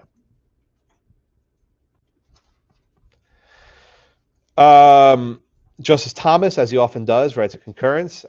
But Justice Thomas concurrences have like kind of like a seed quality. He plants a seed and they grow 20 years later. So a lot of the law we have today began with Thomas' dissent in the 90s. It's actually truly just the arc is just stunning. And Thomas is like, we need to revisit our commerce clause. We need to basically, he would get rid of the substantial effects. He'd go back to the directive excess, I think. He would say, this is all wrong. We should be doing this. O'Connor and Kennedy were concerned in their concurrence that this sort of intrudes the states. In other words, the states have the power to regulate, what do you call it? The states have the power to regulate guns. Why is Congress sort of messing around with this?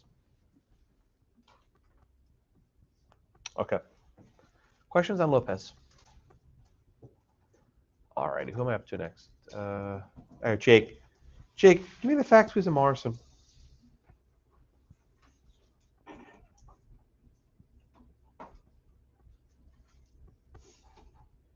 In 1994, Christy Broncala, the Z is silent. Broncala, a student at Virginia Tech, alleged that she was raped by 2 football players. She filed a complaint under the university's sexual assault policy, But this is Virginia Tech football. This is at the time, it was a very big football team.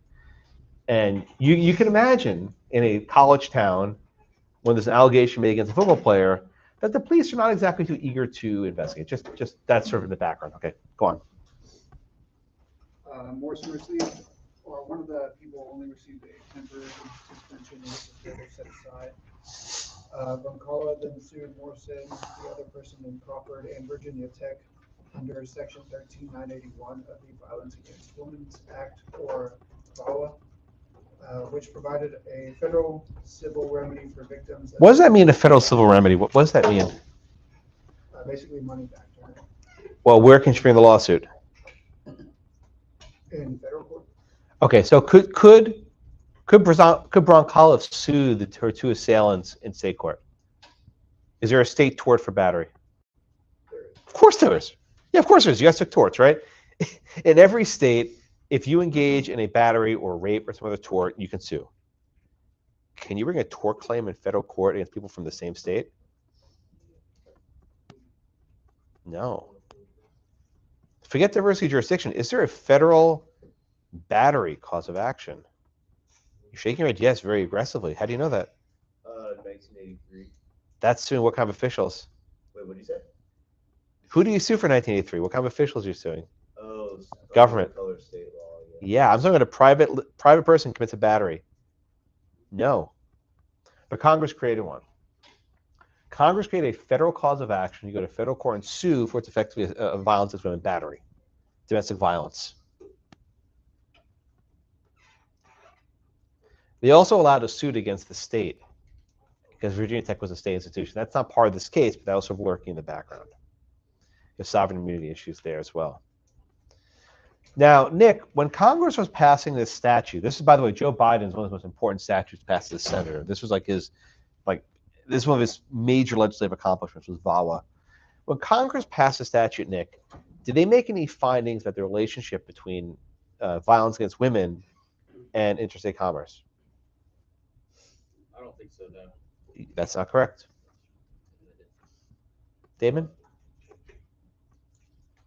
It's important. They had, I believe they had information behind it. Tell me, what was that information?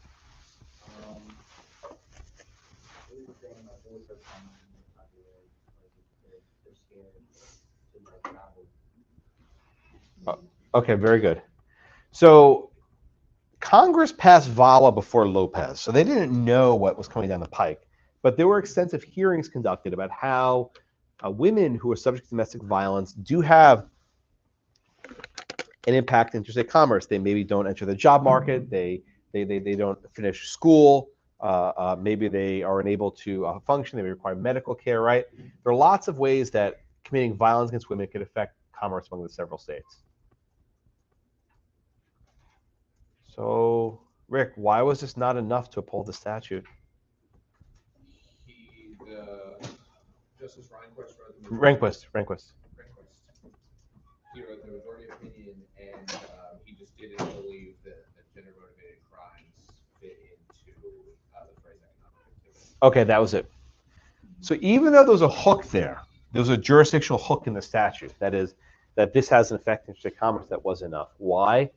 because the local activity that's being regulated was not economic in nature. Again, it didn't matter there was a jurisdictional hook. The local activity that was being regulated was not economic in nature. Joseph, to be precise, what is the what is the activity that was being regulated? Yeah, it's a battery, right? Is committing a battery economic activity? Might committing a battery have an economic effect? But is the activity itself economic? No. So can Congress create this cause of action here? If they use the, well, they did because they said they have findings that it actually did have an impact. They had findings. Was that enough? No, no. Did the court think, in fact, this was an economic activity? No. Now, Dan, let me ask you, was it fair? Fair is the wrong word. I hate that word. When Congress passed this law, could they have possibly known about this economic activity test? No, because it was before. Correct. Lopez. So is this fair to Congress? It's kind of hard to say. Okay.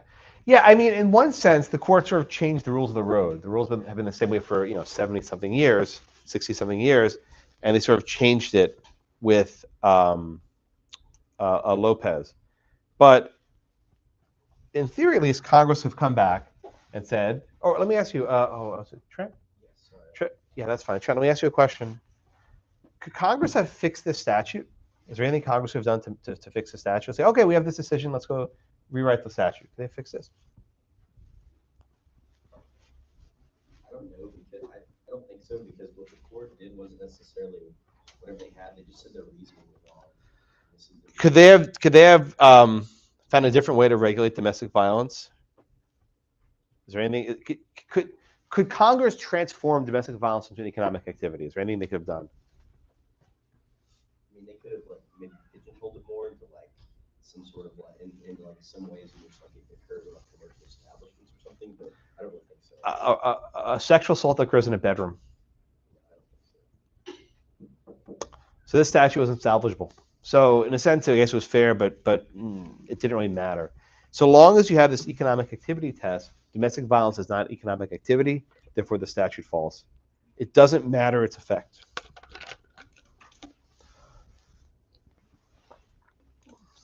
Again, the court's saying we're limiting it, right? Congress, you can't regulate everything. Domestic violence is a traditional area of state concern, and it's not going to be subject to federal oversight. Yeah. They tried to make it almost like a cold case, where they limited funding or something, and then said it was the whole idea of promoting the general. Well, what's interesting is the states do have a tort for battery, right? And Broncolo could have brought this suit in state court, but she wants to bring it in federal court. Again, this is not in your case, but you also sued Virginia Tech, thinking that the university failed to help protect her from these violent football players. Like they basically go back to the team after they committed this assault. So she could only sue Virginia Tech in federal court.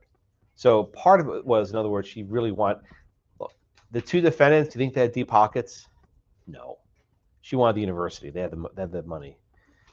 So that's what this case was really about. So nothing stopped her from going to state court to bring a civil tort action against the defendants. The other issue is whether the local prosecutors ever brought a criminal indictment. And I've seen various things. I think they may have been dragging their feet, but I think the two of them were eventually kicked off the team. I think they were convicted, but I don't remember the specifics. Yeah, and it was Antonio Morrison. I can't remember the other guy's. What's his name? I can't remember the other guy's name. There were two defendants. Yes, Anna. Why would they try and boost this legislation when they could do what they did in the past case where they use their spending power? That was this question. Was it? Yeah. Just worded a different way? Same question, yeah. Yeah, I think the short answer is My bad. that states did have laws that prohibit domestic violence, but she wanted to go after the universities. They need to do that only in federal court. Okay. Right? Every state has a tort for domestic violence, right? It's called battery. So the state already has a law, and any litigant can bring that. Now, maybe she thought there was a more favorable form in federal court, which might be the case also. But the states have, I mean, could Congress say, you must aggressively prosecute domestic violence cases if you want this money. That might be a bridge too far of intruding into the state sovereignty for prosecutions. Yeah, Oscar. Somewhat off topic, but could Congress, I guess could Congress use their spending power to try to get states to like ratify an amendment? So there was a case, I think it's from Oklahoma, where Congress said, we want you to move your state capital. I can't remember what they did in that case. I don't think Congress could induce a state to ratify an amendment on the threat of punishment. That might be one of the ones where the fourth provision makes sense. If states have an independent power to ratify, I don't think you could use that to leverage their authority. I don't think that would work. Imagine the Congress said, to use Anna's hypothetical, you must prosecute more domestic violence cases. I think that might intrude too far into the prosecutorial power of the authority in the 10th Amendment. So I think there might be some limits, but that one maybe is a bridge too far. I think they said that they could not force Oklahoma to move their capital. I think that was the case, but I'm remembering it wrong. Yes, Conrad. I'm kind of confused by the avenue that's being taken here. Because By the what being taken? The avenue they're going for. Avenue. The necessary and proper under the Commerce Clause. Because couldn't you just say it's necessary and proper for promotion of general wealth? Why isn't that the argument? Why are we worried about the economic impact? Say a question again, please. I'm just confused why we're making I guess because I'm assuming it's the promotion of general welfare is inside. Well, that's the spending clause. We're back to the Commerce Clause and necessary and proper clause power. Yeah. General welfare only applies to spending. We're back to regulation through the Commerce necessary and proper.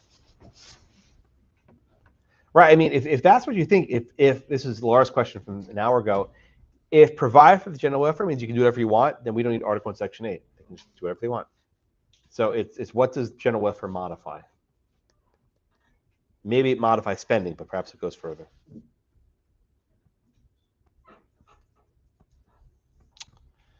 All right. Anything else on Morrison? Let us go in our last half hour or so to Gonzales versus Raich. Now, my colleague Randy argued this case, so he's very partial to it. He has his views. All right. All right. Yeah, start there. Who's next? Actually, I think she's next. I'll go. I'll forget. Yeah, Marilyn, then Abdullah, then Zoe eventually. Marilyn, give me the facts, please, in Raich. And it's not Raich, it's Raich. The heart like a cheddar. Raich. Like Rachel? Yeah, exactly like Rachel, exactly. Okay. Okay, so I think there were two ladies in California trying to grow but they had medical reason. Okay. So they didn't have any issues with the state, but the federal government said that they couldn't grow. All right, so let's just take a step back. Under federal law, was it legal to cultivate marijuana? No. Under state law, was it legal for them to cultivate this marijuana? Yeah, it was. So Abdul, let me go to you for a second. Could the federal government force California to criminalize marijuana? No. No. What would that be? Why can't that happen? I think that would be overstepping their power. What's that term I use beginning of class? They can't give what to the states?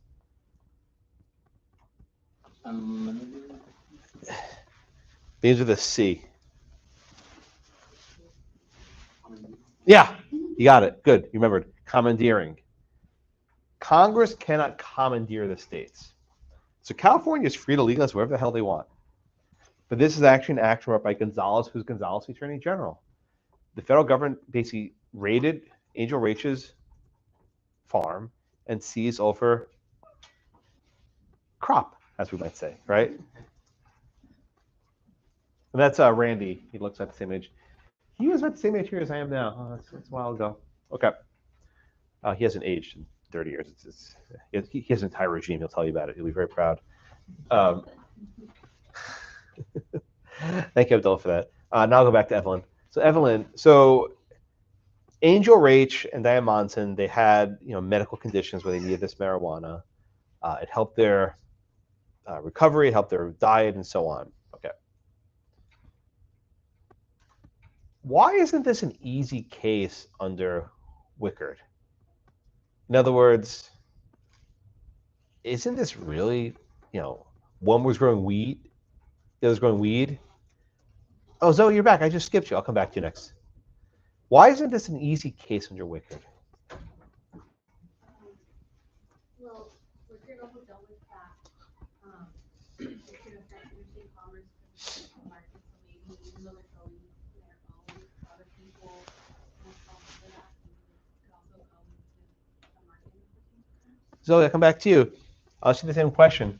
Why isn't Raich an easy case under Wickard? I mean, one was growing wheat, the other one growing weed. It seems like pretty similar. You have farmers who want to keep stuff for themselves, not ship it overstate. Isn't this an easy case? I think the biggest difference was that in Wickard it was commercial farming, and in Raich it was like for personal use. It wasn't like buying or selling. Did Wickard make a big deal about the fact that it was commercial farming? Was that part of the opinion? Not exactly, but like I believe they referenced that. You're not wrong. Okay. You're not wrong. So Wickard was about a commercial farmer. No question about that. Was that an element of the holding of the case? Randy would say so. Justice Stevens would not. And this is what often happens, right? Again, Wickard was at 1942, and Raich was 2005, so we're talking almost 80 years separating them. In 1942, was anyone thinking about homegrown medical marijuana? Oh, of course not, right? It just wasn't on Robert Jackson's mind. He wrote the opinion he wrote. But I'll tell you something, when you write an opinion, it takes on a life of its own. It takes on a life of its own, right? The words you choose and the words you do not use are significant, right? Nothing in Wickard said this only applies to commercial farming, and nothing in Wickard said we only apply the aggregation principle to economic activity, right? That wasn't in the case. But Rehnquist read Wickard and said, this is only about economic activity. I think that was a plausible reading of the case. And then my good friend Randy read this and said, aha, this is about a commercial farmer. Angel Raich was never going to sell this marijuana, right? She was never going to ship it overseas, right? This is Angel. She was in the hospital using some device, which apparently now you can buy at every corner drugstore. See this pipe? She's holding a pipe in her hand if you look carefully. Yeah, most people miss that one. They're good. And so Randy says, wait a minute. Wickard was about commercial farming and economic activity. This is not commercial. No one's buying. There's no selling. There's no changing hands. So what does that leave us? There's an opening. Randy didn't ask the court to overrule Wickard. That would have been a suicide mission, right? You're not going to win that one. That was not going to happen. Instead, he said this is distinguishable. Yeah, did Randy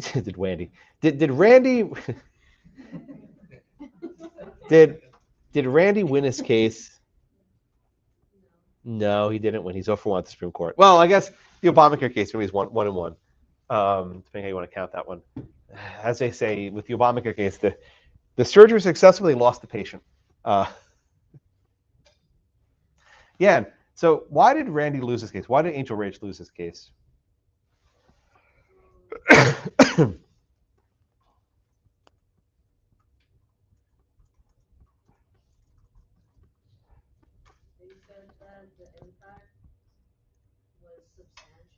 The impact of what?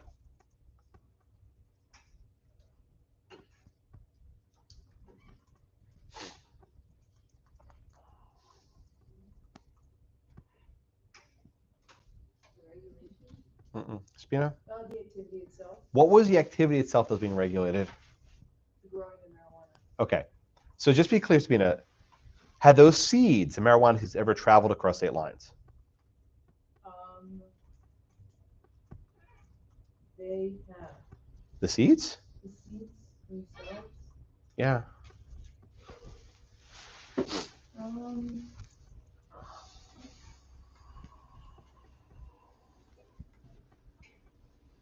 No. Had the tools that Raich was using ever traveled across state lines? The Oh, shovel. No, everything was just in California. Yeah, they used domestic seeds. Yeah. Right. They used local tools. They used shovel. The fertilizer, I'm sure, was locally not grown, but locally made. The water was from wherever water comes from California. I don't know anymore. Right. Everything was local, locally grown, right? Locally grown marijuana. It's right. This Whole Foods says it, right? It's locally grown marijuana. So then, what was the activity that's being regulated? To be very precise, it was the growing of marijuana, right? Yeah, it was the growing of marijuana. Was that activity economic in nature? They said that it is, even though it's like technically not being sold, but it does have, it falls under the purview of being an activity engaged in like home consumption. How do you know it was economic? Because they could purchase it. What's economic mean? How do you know what a word means? Production, distribution, consumption, yeah. So Justice Stevens looked in the dictionary. By the way, Justice Scalia hated Webster's third. He ranted about it. He hated it. He's like, they changed all the meaning of words. It was very descriptive. He hated this dictionary. So Stevens was really sticking to Scalia in this one. They had like a 30-year-long, they were friends. They had a feud, though, in the court. So what Rehnquist did was he said, Congress can regulate economic activities that would affect interstate commerce. He didn't define economic, though. He said that possessing a gun is not economic. He said domestic violence is not economic. But Stevens says, aha, I got a dictionary from the 1970s, and man, that's going to tell us what economic means. The word economic is not in the Constitution, right? So basically, you're defining a word and an opinion as if it's part of the Constitution, but that's what they do. I swear this is true. I memorized this definition when I was in the 7th grade. I don't remember why. My teacher has to memorize this. We memorize things in the 90s. It was a wild place. But I memorized this definition. He says the production, distribution, and consumption of commodities. Even if there's no buying or selling or trading. Once you have this broad definition of economic, the A gets real big. The activities run. Everything's an economic activity, right? Short of possessing something, the gun, for example, everything else is covered. So this broadly interpreted the scope of activity. Just about any activity that Congress wants to regulate would fall within this definition. It's going to be hard to think of something that's not. I'll give you one in a few minutes. But just about any activity falls in this umbrella.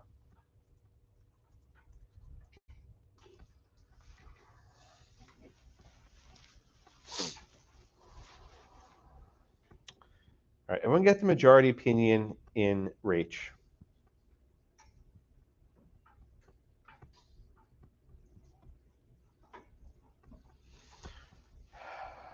All right. Oh, yes, Oscar. Is this the definition of economics we should be using? Under the Supreme Court's case law, yeah, it's a good one. I mean, I might choose a different dictionary, but this is what the court says, so yeah, it's good.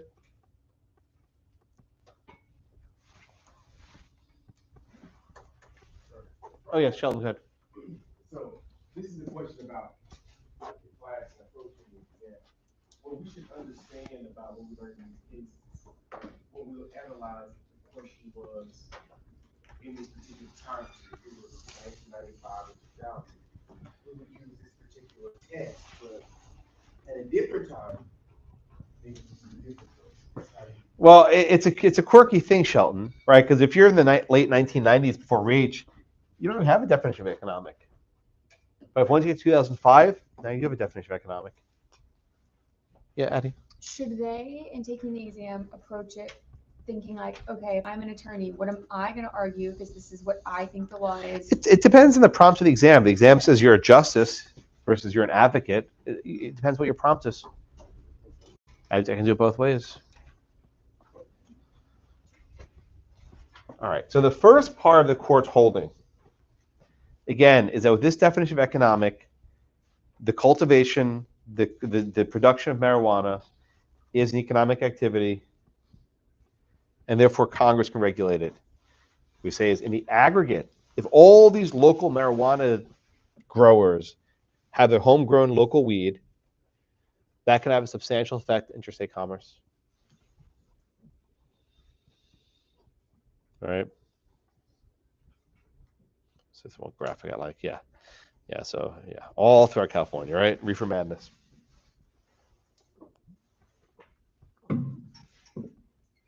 There's a second part of Stevens' majority opinion, which I think is important, doesn't get enough attention. And he says,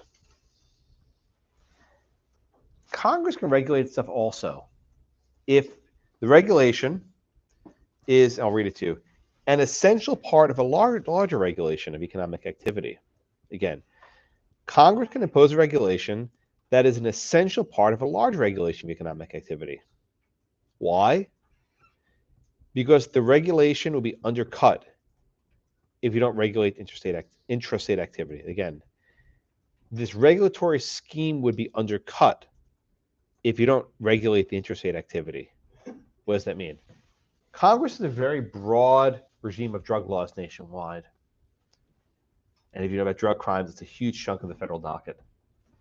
If Congress can't go after locally grown weed, it will turn the entire marketplace upside down, right? This huge nationwide regulatory scheme will be undercut if they can't go after Angel Raich's weed. So even if our own activity is not economic, they can still regulate this non-economic activity as part of their ability to regulate this broader nationwide scheme. Taylor, you asked me about a flow chart a minute ago, and I told you I'm not going to do it, and this is the reason why. Even if the activity is non-economic, under the second part of the test, you can still regulate it, right? You have a local activity, part of a broad regulatory scheme, you can still regulate it. This is a necessary and proper analysis, right? Justice Scalia, of blessed memory, adopted this one expressly. He didn't actually agree with Justice Stevens on Webster's third dictionary. He did not. He was very clear, like, no, this grumble dictionary, right? He grumbled at everything. But he said, and he says this very clearly, I'll read it to you, he says, Congress can regulate non-economic activity if it's essential to a broader scheme. Again, Scalia said, Congress can regulate local non-economic activity if it's essential to a broader scheme. What does the word essential come from? The necessary and proper clause. Scalia was basing his only necessary and proper. He says if Congress has these broad drug laws, you can regulate local activity as part of a broader scheme. Does not matter if it's economic or not. But that's not the test we're going to do. No, but you'll see in the Obamacare case that it does basically get adopted by the majority. So maybe not the test in 2005, but it'll be in 2012. Again, Justice Scalia says it doesn't matter if the activity is economic or not. We look at this as a broader regulatory scheme. And what does essential mean? The word Scalia uses? Essential is for Congress to decide, not the courts. This is a deferential standard. If Congress thinks it's essential to prohibit locally grown marijuana as part of the broader nationwide drug laws, they can do that.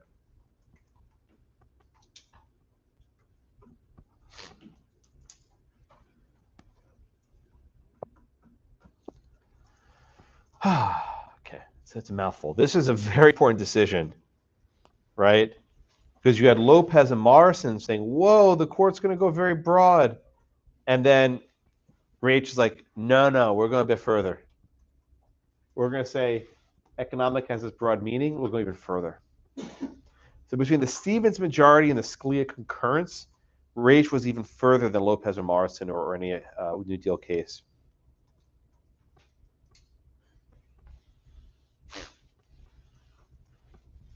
Yes, Angelica. I kind of understood it as like it wasn't economic, but it would become economic. Like if she started selling them, like it kind of. Well, that. They could regulate. Are you saying the majority or Scalia? Like the majority was saying they could regulate it because it's determined it's becoming economic. Like, Right. I think with the majority, it's just local activity Well, they said it was economic. That's Webster's dictionary, right? But for sure, this local economic activity would have affect interstate commerce. Because think of it this way: if you can buy marijuana from your next door neighbor, you don't have to buy it from Nevada or Oregon or some other state, and that would affect the interstate market for marijuana. Wait, what? The interstate market for marijuana, is that a thing? Yeah, actually, it's a thing, right? Right? But they're worried about this marijuana crossing state lines. I mean, and if you have this locally grown one, their nationwide scheme becomes undermined. The irony now is marijuana is for sale everywhere. That's sort of ironic. You think, is this a liberal or conservative case, right? Stevens and the liberals in the majority. Who's in dissent? It's Thomas, Rehnquist, and O'Connor. So the conservatives who probably never want to touch marijuana are the ones dissenting. Although Rehnquist had actually a pain pill addiction. It was actually huge in the 80s. He had like back surgery or something. He had a pain pill addiction. He almost had to resign. It was a big deal. But anyway, usually the justices. So why is Anthony Kennedy on the Supreme Court, or was he on the court? Because President Reagan nominated Doug Ginsburg for the seat. Doug Ginsburg was a brilliant Harvard Law professor, very smart. But it turns out he smoked pot with some of his students. And that was disqualifying in the 80s. It was a wild place, the 80s, as they say. I'd say that probably, oh, it's good. Yeah, he's a cool dude. Right? But we have Justice Kennedy because Doug Ginsburg smoked up with his students. Actually, Ginsburg's my professor, brilliant guy, but he should be on the Supreme Court. Anyway, meanwhile, Justice Kennedy, though, his brother, I think, had an addiction problem with alcohol or substance abuse, can't remember. But he was very opposed to, drugs. And then why did Justice Scalia vote this way in this case? It's often called the drug exception to the Commerce Clause, where Scalia very much did not like drugs and maybe voted this way to hold that federal power. People criticize him on those grounds. But Raich was a very controversial case among conservatives because, like, well, we had Morrison, we had Lopez. What's going on, right? Well, what are you guys doing? You're going the wrong way. And then you had O'Connor, Thomas, and Rehnquist in dissent. Rehnquist was quite ill. He would die only a few months later, so it was his last decisions on the bench. 2005 was a rough term for him because the conservatives lost almost everything. And you wonder if he was still in vigor and health had those cases turned out differently, but one would never know. All right. Questions on the majority of concurrence in Raich? Yes, Michael. Can you just distinguish the concurrence from Scalia in the majority one more time? Sure. Actually, so again, there are two parts of the majority in Raich. Justice Stevens first says we adopt the definition of economic from the dictionary, right? I want to see me. I see you. Right? Scalia does not agree with that part. He would not take such a broad definition of economic. The second part of the majority they do agree upon, more or less.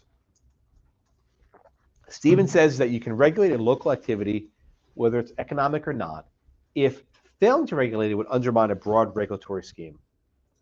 Scalia says much the same, that you can regulate the local marijuana precisely because not regulating it would undermine nationwide drug laws. Okay?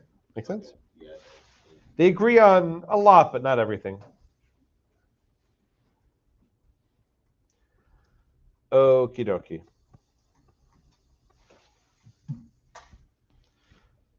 Okay.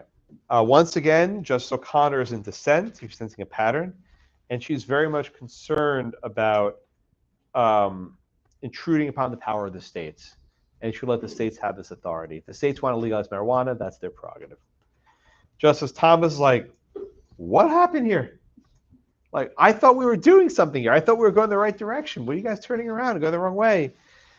He says, under this definition of economic, Congress can regulate virtually anything, and this government is no longer one of enumerated powers.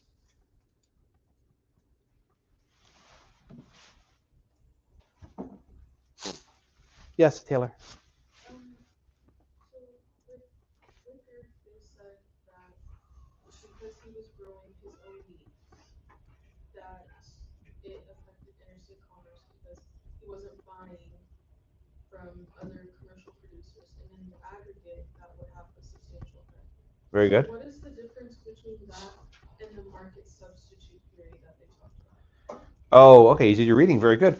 Right. So the market substitute theory basically says, well, let me take a step back. The argument in Wickard was actually a little bit different. It's that if he, uses the wheat on his own farm, that's not wheat he'll be shipping somewhere else to other states. The argument here was that if on the consumer side, a person uses Angel Raich's marijuana, the consumer will not buy wheat from another state. So differences versus the producer versus the consumer. It's a little bit of a difference, but not terribly different. They're very similar. I would not have put this in the book, but Randy thinks a lot about it, so that's why it's in there. There's several pages upon it, in fact. I usually don't mention it, but it's there. He's very, yeah, this is a very important video, Tim. Where's his argument? There he is. Look at that. Look at that. Put him right. Prostitution. Oh my God, the prostitution line. He loves telling that story, man. He loves that story. I'll just play the clip. I've homaged my co-author. Effect on the market does not make them economic activities. To identify whether an activity is economic, you have to look to the activity itself. But the economic activity is one that's associated with sale, exchange, barter, the production of things for sale and exchange, barter. So, for example, prostitution is an economic activity. Marital relations is not an economic activity. We could be talking about virtually the same act. It's true, right? I mean, no. No, I mean, I You disagree? So you want to ask why? Sure. Tell me why. well, I mean, when you're looking at like Lopez and like these other cases, I mean, you can't I think the consumption part is I mean, you can't consume somebody. I guess you can't. Are we talking about prostitution or marijuana here? I'm sorry. I'm gonna. I mean, you can't eat the gun, basically. You cannot consume the bullets. You can't, consume another. I mean, unless you're Hannibal Lecter, but I don't know. I think, I think it's very different. I think it's different and it's not, but. So did the law in Raich actually prohibit her using the marijuana or growing the marijuana? Like growing and using, I think. But that's not what she was charged. She was charged with growing it. Yeah, but what you're gonna do with it, like what do Oh, you you don't know that. But that wasn't. But to be precise, she wasn't being charged with the consumption. She was being charged with the growing. Yeah, she was. Yeah, but I think from what the case said, there's that link between the growing Yes. and the. You're not going to prostitute your wife. I mean, then that could be crazy stuff happens, my friend. All right, we're almost out of time. Questions on Raich? All right, so let's go back to our chart on page, was it 23 or 24, and see if I can maybe summarize the semester a little bit. I know this is hard to see, but you have it in your book, you know where it is. We go through sort of this pattern where we got these spikes in the Tawney court, so it comes back to the Chase court, expands progressive, expands New Deal, and now we go down to the Rehnquist court, and Raich goes not quite as far as Knox really, but pretty close to it. Our next class will do NFB versus Sebelius. This is the Obamacare decision, probably the most important separation of power decision of this new century. It is everything. It has Commerce Clause. It has Necessary and Proper Clause. It has Spending Clause. It has everything like jumbled up in this one cluster that you have to study and make your way through. The reading is a bit long. I apologize in advance, but I think it'll be a meaningful topic. It's a case that with Randy and I worked on extensively, so I have my thoughts on it, but we'll do it then. Okay. Any other questions? Thank you so much. I'll see you all on Wednesday.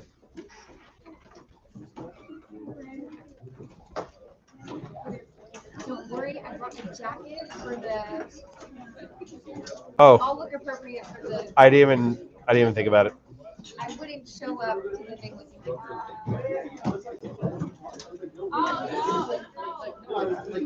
Oh, no.